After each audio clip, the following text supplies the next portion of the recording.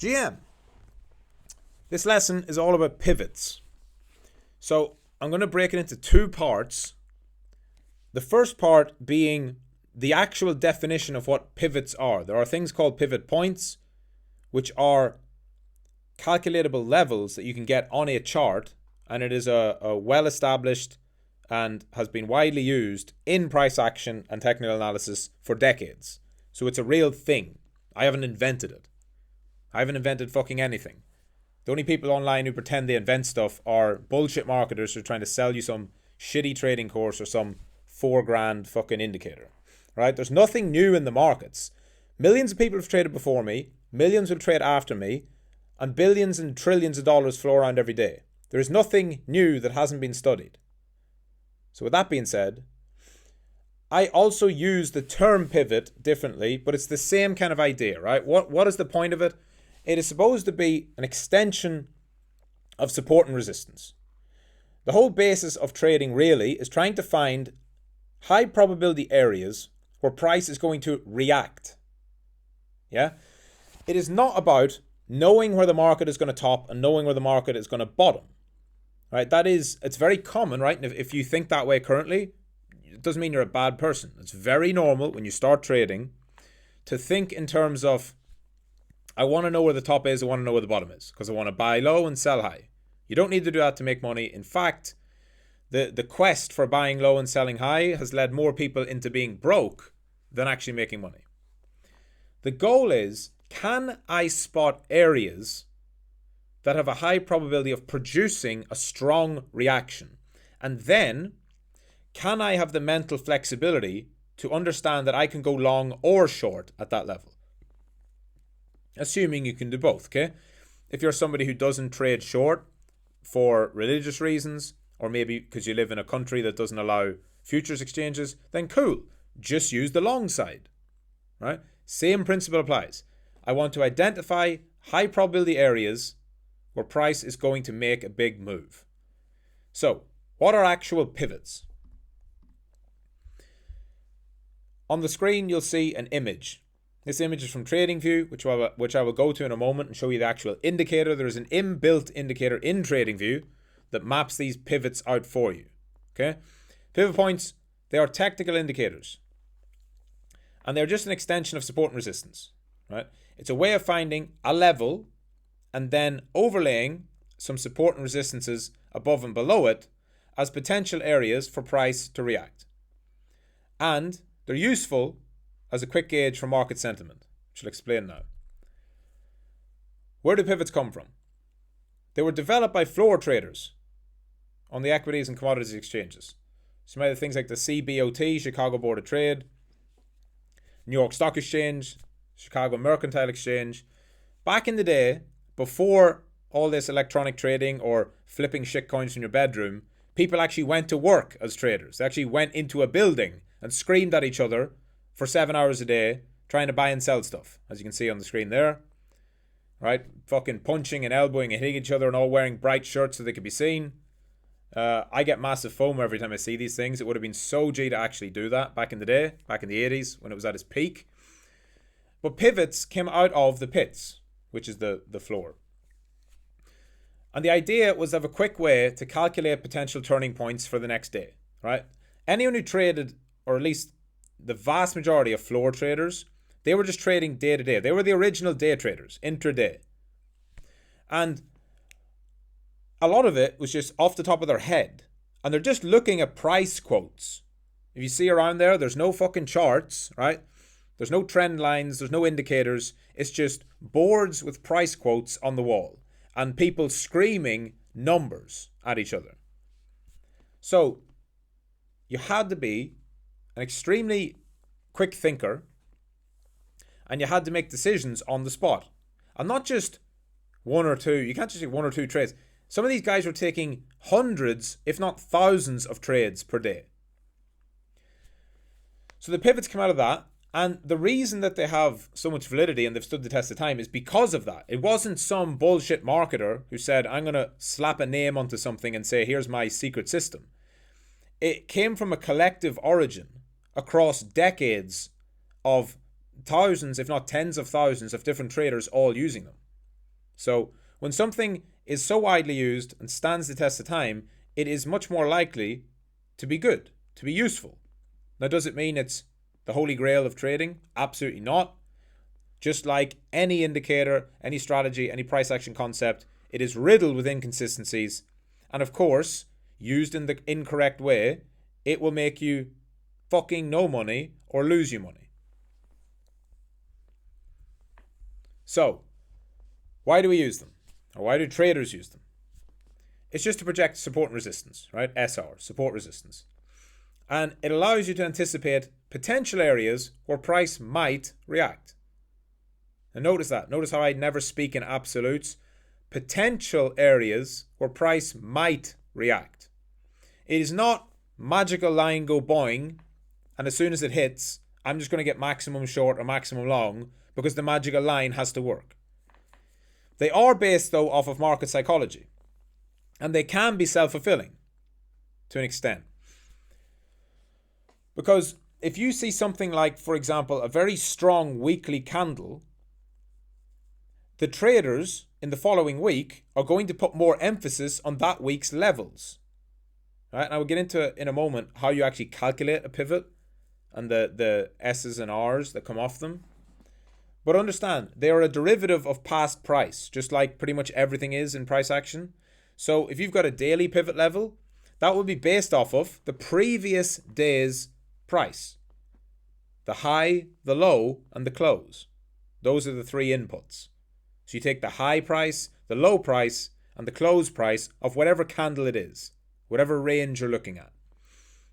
You can do daily, weekly, monthly, you can do literally anything you want.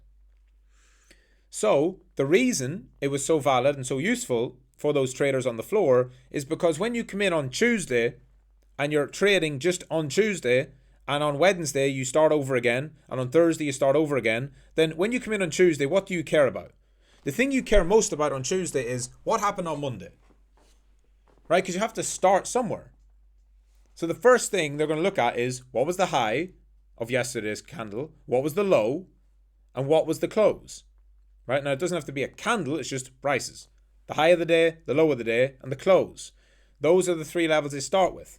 Then the pivots come as a derivative of that. You take those levels and you can create further levels, S1, S2, S3, R1, R2, R3, in order to project if price does move up, where it might go to.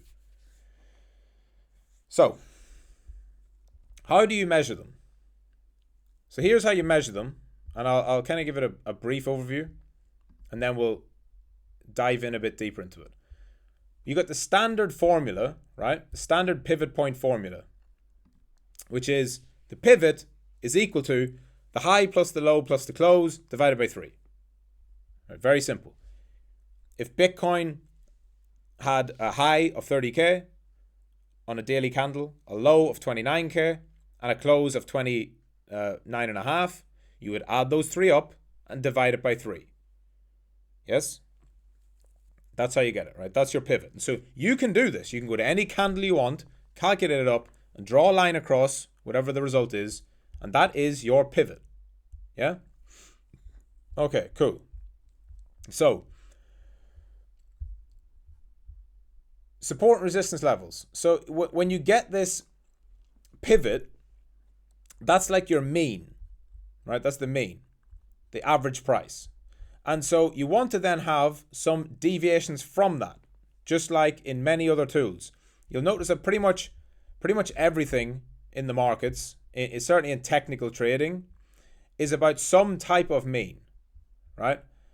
It is about price coming to historical levels or based off historical levels and returning to some type of mean. It's all from a concept or from a base level of behavioral economics and market psychology.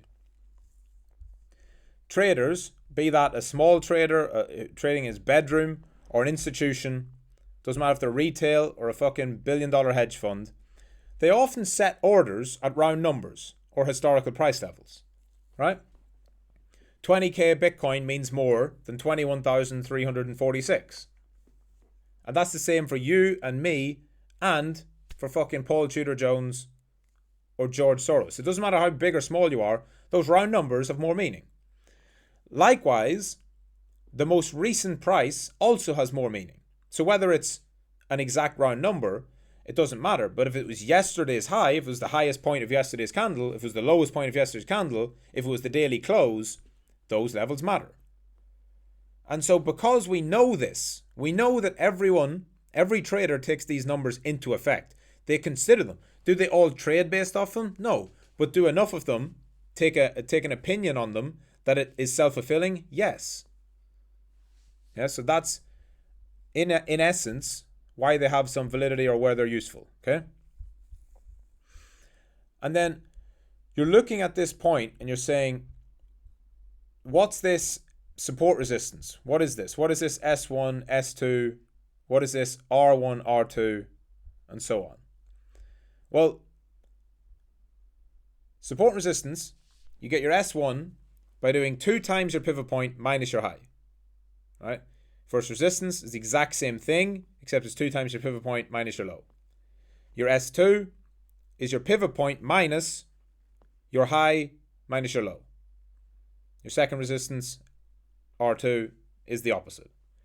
And then you can also go to S3 and R3 if you want, which is the pivot point minus 2 times the high and low, and pivot point plus 2 times the high minus low. Right, I'll gloss over those. You don't need to, it's probably confusing, right? But it's actually very simple. And I'll gloss over that purposefully because it's not, you don't need to get bogged down in the numbers.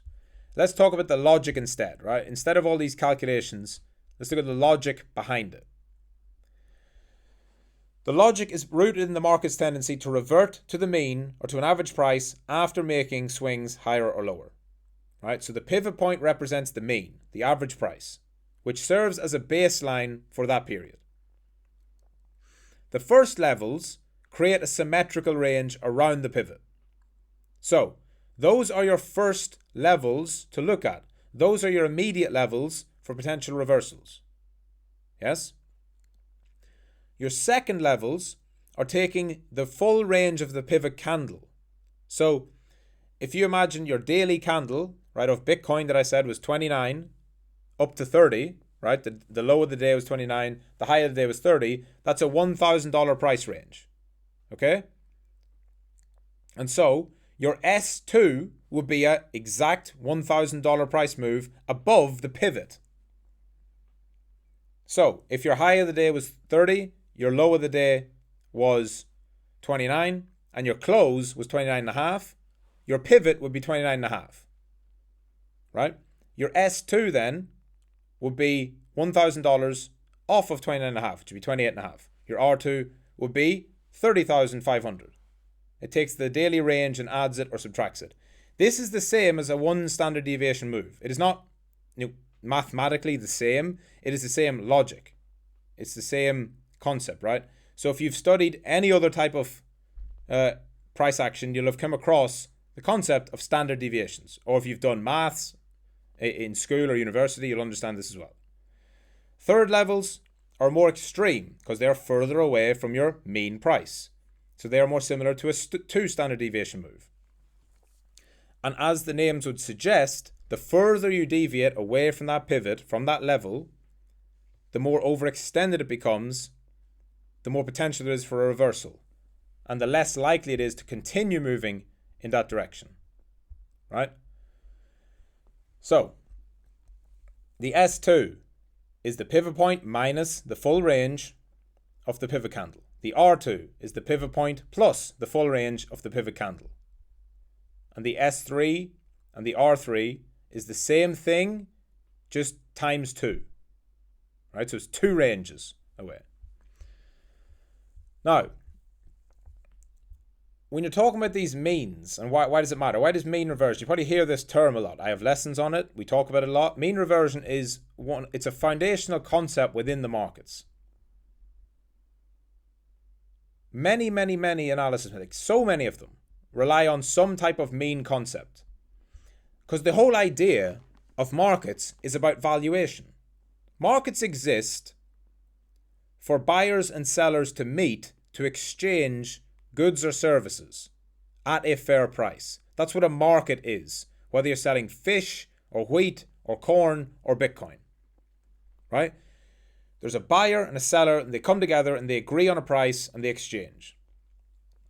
So at all times, price is trying to find fair value.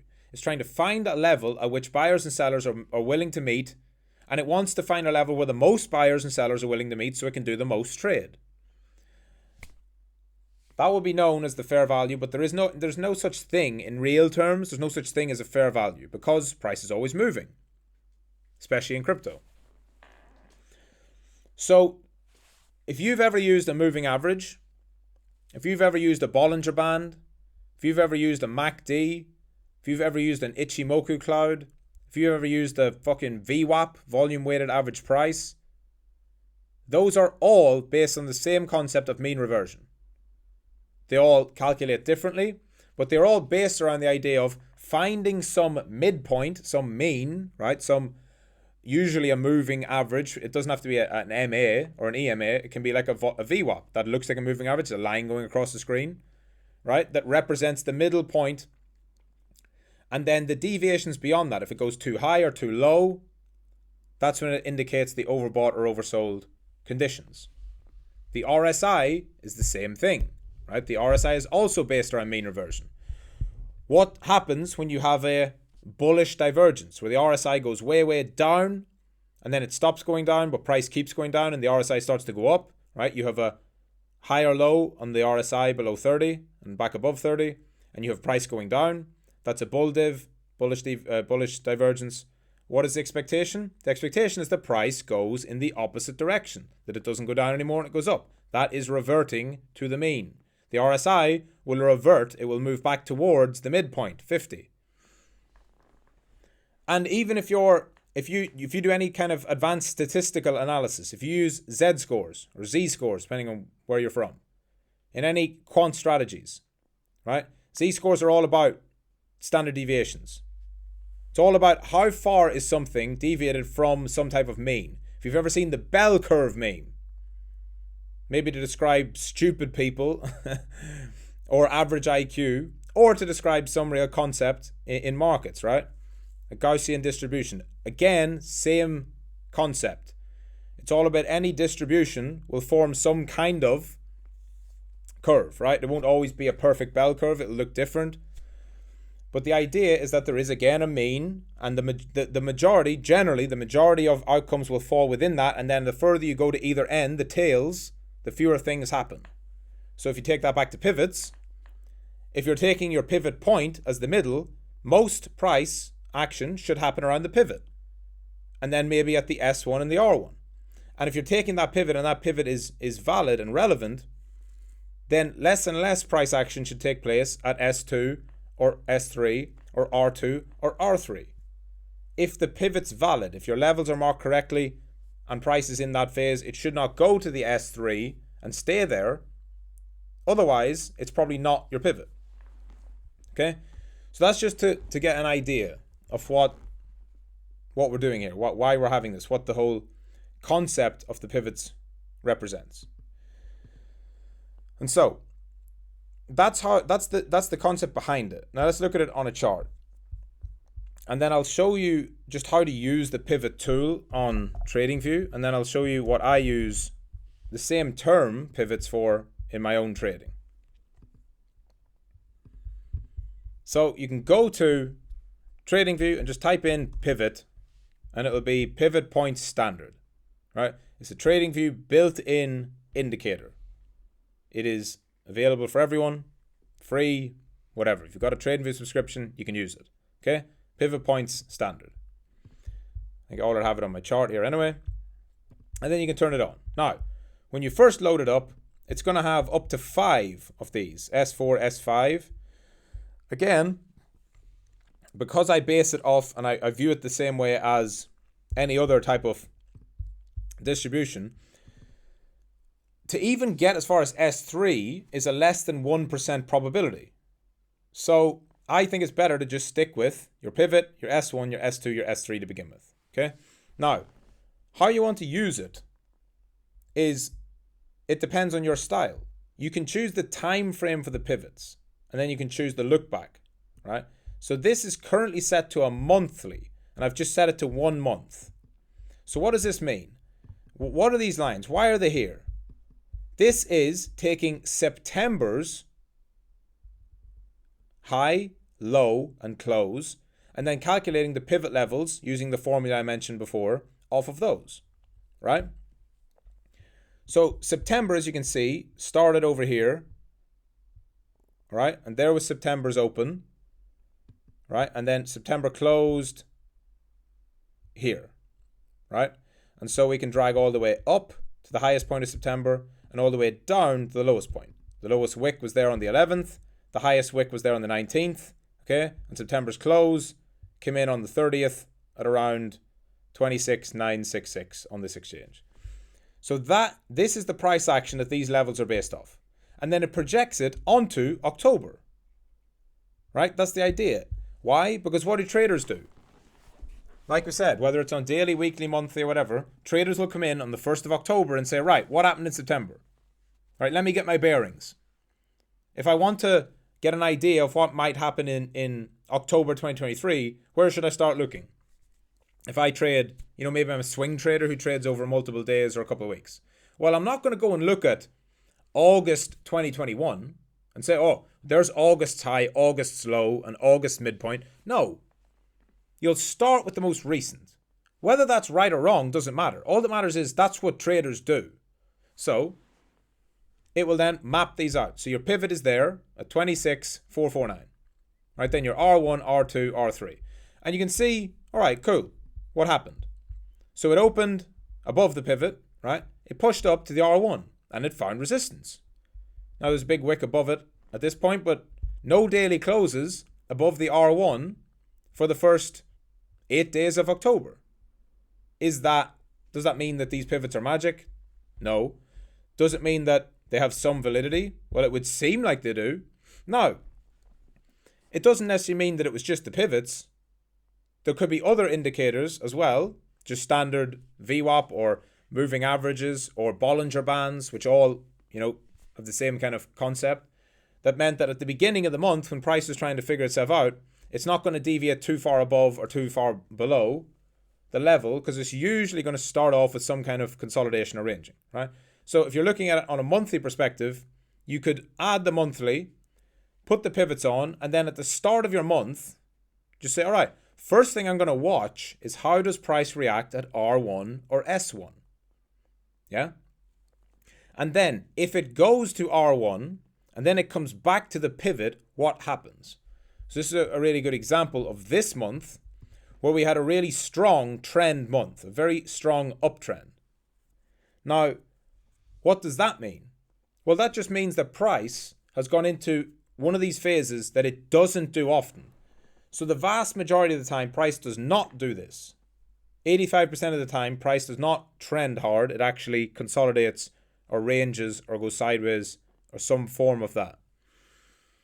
So this time, it pushed towards the R1, back to the middle, back to the pivot, and then just started ripping up. And it didn't respect them necessarily on the way up, right? Wicked through it, didn't touch it, and then blasted through. So does that mean pivots don't work? No. In fact, this is one of the rare occurrences where pivots will not work. So the month started off like most months do, with no clear trend. But when price goes into a strong trend, just like any of your other mean reversion tactics, they will break in a trend. Because mean reversion doesn't come until after the trend. Because again, if we go back, what does the RSI measure? It measures overbought and oversold. What does the VWAP measure? It measures the deviation from a volume weighted average price. What is a moving average? That is literally a smoothed out moving average of price, right? And if price goes too far above or too far below one of those levels, eventually it will reverse and go back towards the MA, to the VWAP, to the midpoint of the RSI, whatever. But for that to happen, it has to deviate first. It has to go overextended. And we're in one of these phases. So you can also go on a look back, and I can go, I'll put 3 months on, right? So we'll look at the previous months before that. Now, what you'll notice right away is this is September's, and that was because September had we had a very narrow range in September. I'm sure you all felt that pain of just sitting where it was doing fucking nothing. The previous month, though, we had a much wider range, right? So from August the 1st, here, right, all the way up to the high of August, and then all the way down to the low of August, which was actually over there. Low in 22nd, the high in the 8th, right? So August's range was almost double that of September. Much more volatility in August. What does that mean? That means the pivot levels in August produced wider ranges in September, right? So that's, again, completely logical, because when you go and look at the calculation, it's calculated based off the high, the low, and the close. So the greater distance there is between the high and the low, the wider the pivot levels are going to be the following month. So did price respect them in September, right? So remember, August has happened over here, and we'll delete September's shading, but we're looking at August shading, and then we're looking at September and how price reacted. So the pivot is here. So August finished with a dump. It started off in September, trading between the P and the S1. It then moved up to the pivot level, found resistance on it, couldn't get above the pivot level. Moved up again, right? Couldn't get above it. So it spent all of September trading below the pivot level of August. And it wasn't until October that we actually broke above that original level, right? So does that mean anything? Again, it's like everything in the market. Everything is a tool. It is about how you use the tool. So the way you'll know whether the pivots are good or bad or indifferent is to test them. Take this, pick it apart, and go and back test it. Try different things. Think about it. Think about what happens when price goes to the R2 within 7 days of the next month. Yeah, that's probably quite a rare occurrence, right? If you imagine, like, let's go back again here, where we have July's range, which was then printed in August. So July opened here. July went up as high as, there's July the 1st. July went up as high as there. And July closed, that was August. So this was July's lowest point. So July's range was narrower than August's, but wider than September's, as we can see. And so here's July's range, and then here's July's pivots. And so we opened up July, and again, in August, we opened up August, I should say. In August, price moved up to the pivot, to the P. Resistance, resistance, right? Couldn't get above the P. Then, in mid-August, it flushed all the way down through S1 and through S2, and didn't reach S3. And then it reverted back towards S1, right? So, what does that mean? Does it necessarily mean anything? I don't know. I just pulled this up randomly. It doesn't have to mean anything. Nothing has to mean anything in the market. But if you test something 50 or 100 times, you will start to notice a pattern of behavior in certain areas. And that's what trading is. Trading is not buy my fucking indicator or buy my signals. That's just bullshit. Trading is a journey of self-discovery for you to take the pivots or whatever you want to do and figure out how you can gain a small edge that you can then repeat over time and hopefully make money. So if you're a new trader and you've watched the other lesson on support and resistance, and you don't quite understand, maybe it doesn't quite make sense to you why you would draw a monthly support at the monthly close, or a monthly resistance at the monthly close, or a weekly support at the weekly close, or whatever, right? Maybe that's not, it just doesn't sit well with you. Then maybe look into pivots, right? If you're mathematically minded, this must have you jumping out of your seat with joy, because it makes total sense. We're going to take a previous period of price action, and we're going to use the most important data points, the high, the low, and the close, and we're going to map out levels from it. Yeah. So you can take those levels, look at them, and find them and see where are they respected, or conversely, not respected. So that's the dictionary definition of pivots. That's what pivots are. Right now, I'm going to throw all that out the window and tell you what I use pivots for. I use the same term just because, to me, pivot, at least how I conceptualize it, is a potential turning point, right? Or a potential area for price to react strongly. So that might be a reversal. It might be a sharp expansion. And this is totally separate to the previous lesson on the actual pivots. That's how you use pivot points if you want to do it by the definition of what they are. The way I use them, and the way you'll probably see me using them if you read trading analysis or watch my daily levels or watch any of my videos, is that I am trying to find key levels where price has respected in the past and, more importantly, produced large impulses. Okay, so the key difference for me with support, resistance, and a pivot, like a pivotal level for me, is the addition of an impulse. So the most clear one that I've had probably all year is this 28,574. Now, when you talk about that, every exchange is going to be slightly different. So you can just say 28,600, right? You can say 28,500. You don't have to over stress about it. But why does this level matter? Well, we'll start off on the higher time frame. So I would start with a weekly. And what I want to do, and what I do at all times, is I will look at the most recent price action. So let's go back in time a little bit. Let's go on replay mode. And let's just watch it as if it were happening in real time.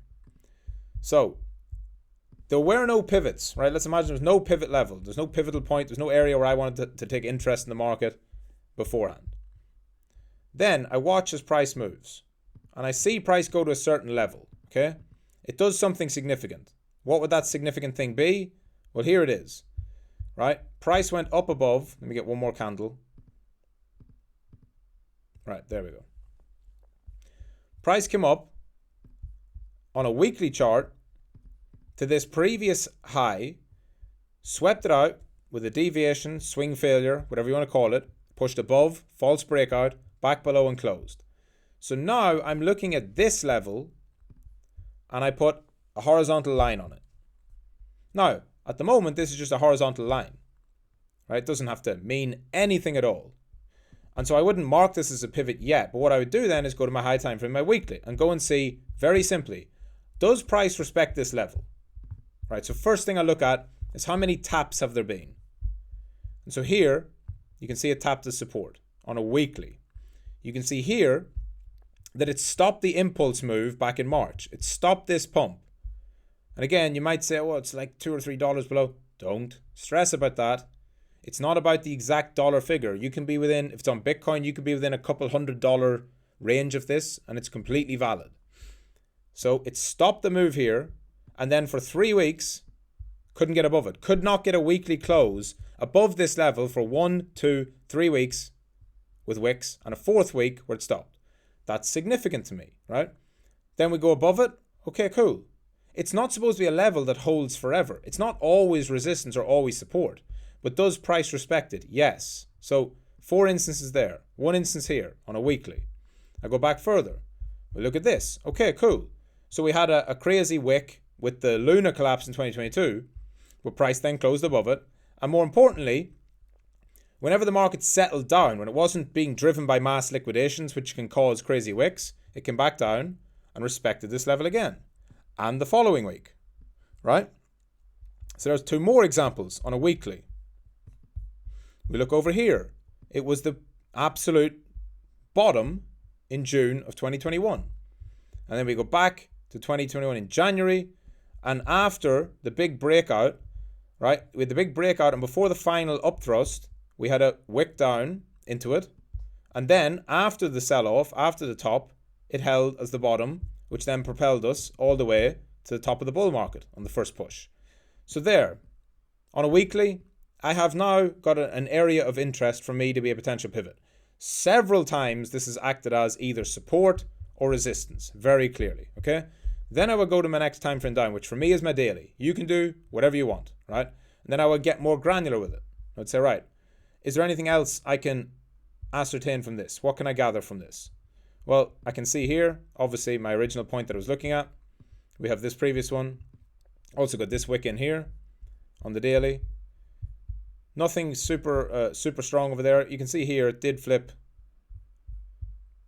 There we have 1, 2, 3, 4, 5, 6 daily wicks above, right? You notice that we had 4 weeks in a row where we couldn't get above. That was 6 individual daily candles that could not get above it.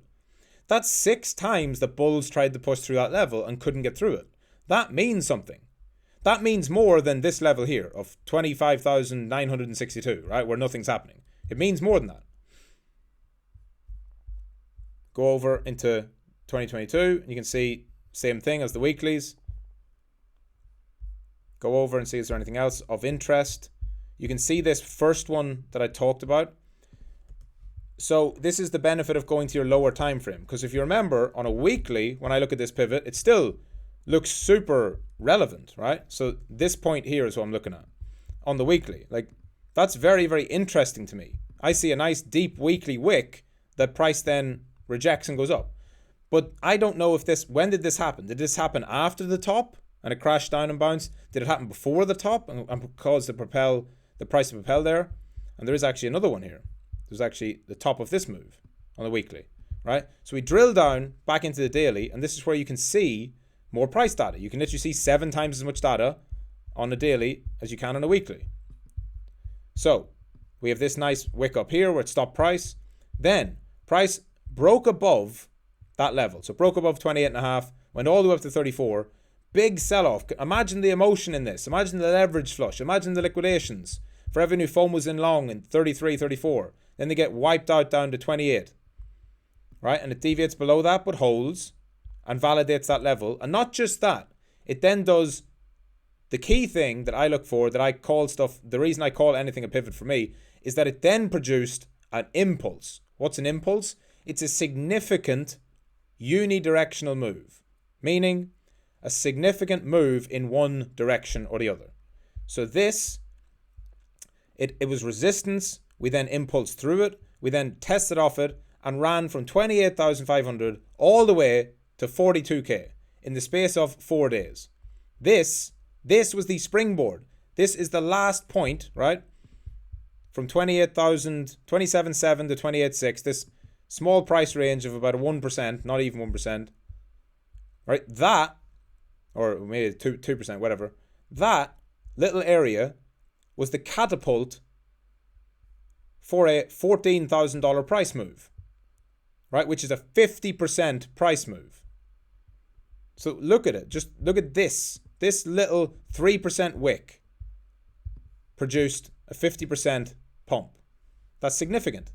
So if you want a definition of what an impulse is, you cannot get better than that. Okay? Then, of course, price comes down, respects it here. And so I go looking for more impulses. How has price reacted in the future off that level? Well, you can see obviously it held multiple times as the bottom of the market. And so while it didn't touch it, while the retest of it here didn't produce a straight move to 69K, it was the bottom and it double bottomed. And that led a new uptrend all the way up to the top of the market. Then came down, sold off into the lows, tried to go below and push us into a brutal bear market, below 30, below 29, below 28, rejected, pushed back up, marked the bottom of the market, and away we went again to 69. And then we come back across, and now we're going to see some of the things that I really like to see as well, is price acting in the opposite direction too. Because what is the best, your best single level on any chart is going to be a support resistance level, right? It's going to be a level that respects price both as support and as resistance. So this pivot of 28,600 very, very clearly acted as support.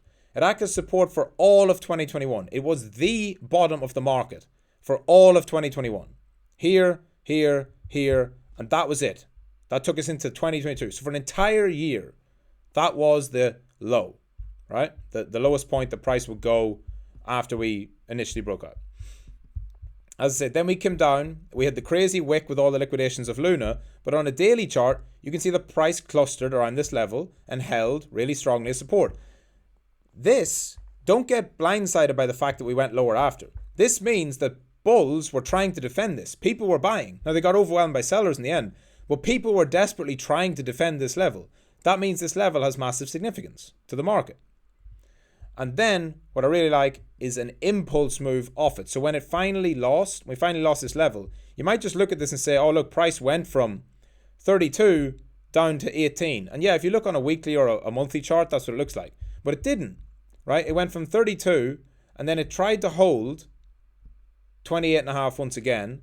And as soon as that lost, right, as soon as it stopped doing what it did before, right, no daily closes below, no daily close below.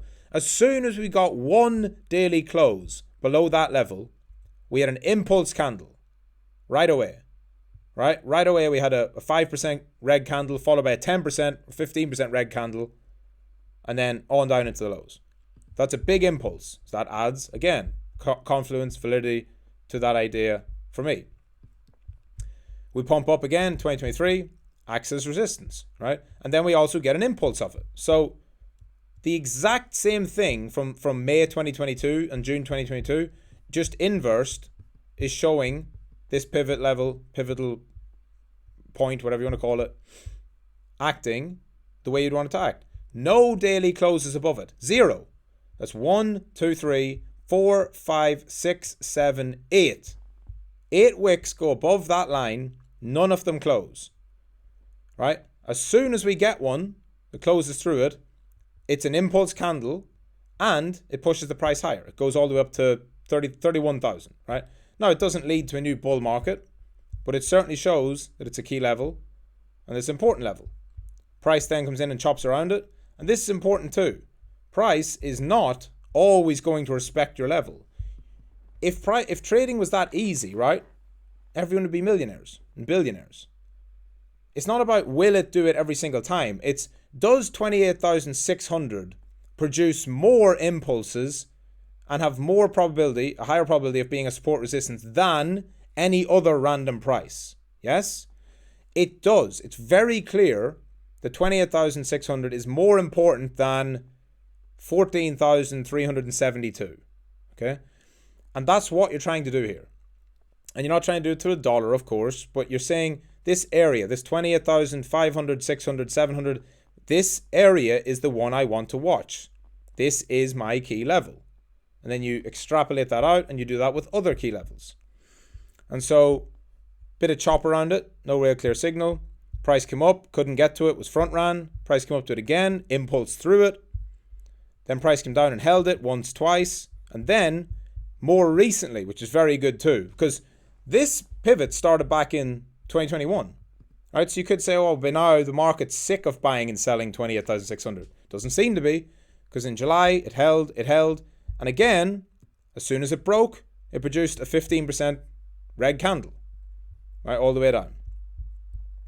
Came back up into that level where it first caught my eye in terms of this lesson, right? So, then what do? Well, now you've marked it and you can say, all right, I can definitely call this a pivot. You can call it whatever you want, by the way. You can call it a fucking magic line go boing. It's just a word, right? The words are not magic, just like the line isn't magic. But definitely this level has more validity than any just random level you could draw on a chart. So we play it on and we see how price reacts, okay? So, price then comes up and rips all the way through it. Now, I traded this live in trading analysis, or a live, fucking, what do you call it? My messages. I wasn't actually streaming it, but I was talking about this level all the way through this. And if I go to a lower time frame, I'll explain exactly what I did. And I showed and I broke down the exact trade I took off it. This was my pivot level. So we had the fake ETF news back in October, 16th of October. And then after that, look what happens again. No daily closes above it. No daily closes above it. 0 daily closes above it. What happened as soon as we got a daily close above that level? That was it. The pivot was flipped and price impulsed. And not just impulsed, it kick-started the whole move. Right? Now, trading is not about finding the absolute low and the absolute high. Trading is about finding areas where you can define your risk tight enough to allow yourself to reap the rewards when you do get big moves. Yeah? So, I didn't have to catch the bottom, and I didn't catch the bottom. I just traded it from 28,600 up to about 30,500. I actually didn't take the rest of that trade. I took profit too early, unfortunately, but that's the game. But the level allowed me to take a trade. Actually, I took 2 trades because I shorted this fake pump, which I also mentioned in trading as. I shorted this fake pump from 30,200, which it went to on Bybit and derivative exchanges. And where did I close it? You can go back and look at trading analysis. I shorted it at 30,200 and I closed it at 28.5. right on that wick when it came down. I didn't wait for it to go any further any longer because it was an important level, right? Now, even though price went back below it, that's immaterial to me. The key level was what I was looking at, the pivot. So it helped me define my risk and get an exit on one trade, and it helped me enter along on another trade. That doesn't mean it will work every single time. It doesn't mean it's magic, but it certainly helps you with conviction because it's something you've studied. You've actually gone and looked and you see, yes, there is something about this level that is better than just a random line on a chart. That will help you to have conviction in your trade. And conviction is one of the biggest things that you need as a trader. The ability to just say, yes, I am going to get long here because my system says so. And if I'm wrong, I'm wrong. It doesn't matter. I have conviction because this level has a high probability. Doesn't mean it's definitely going to work, but it has a high probability of working in my favor if I manage my risk. That's all you're doing, right? So, there's actually another good pivot that is on my mind, which I'll go to. I think I have it here. It's on 40 cents or 37 cents. And we'll see a couple of nice impulse moves. Yeah.